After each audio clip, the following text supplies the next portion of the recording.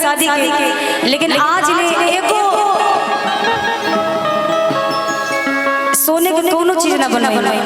तो भाव में कैसे कह दिया कैसे?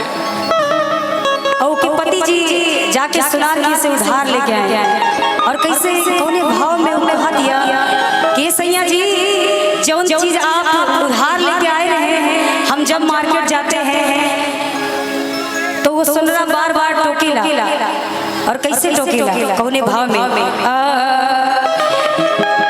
कि राह चले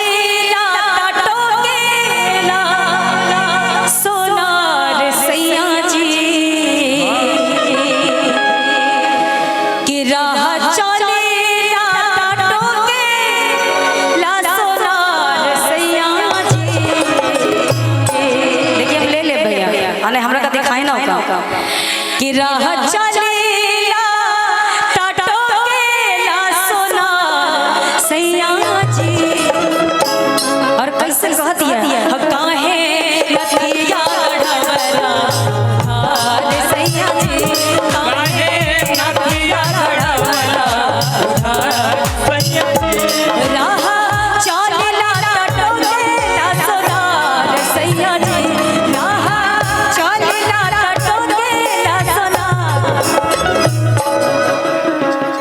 क्या बात है। और देखिए ये अजय राय भैया की तरफ से आशीर्वाद आया है कि राह चलेला तो टोकेला सोनार सैया जी। क्या बात है, अब उधारी चुक जाएगा लग रहा है कि राह चलेला तो टोकेला सोनार सैया जी, राह चलेला तो टोकेला सोनार सैया जी, काहे नथिया गढ़वला उधार सैया जी, काहे नथिया गढ़वला उधार सैया जी।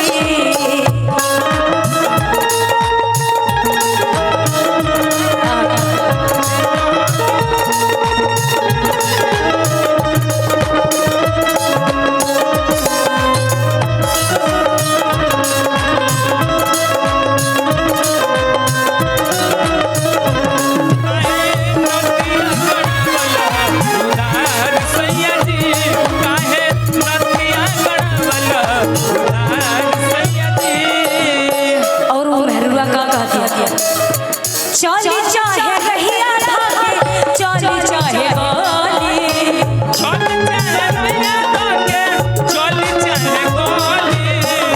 और वो सुनरा कैसे बुलावेला चली चाहे रहिया धागे, चली चाहे गोली,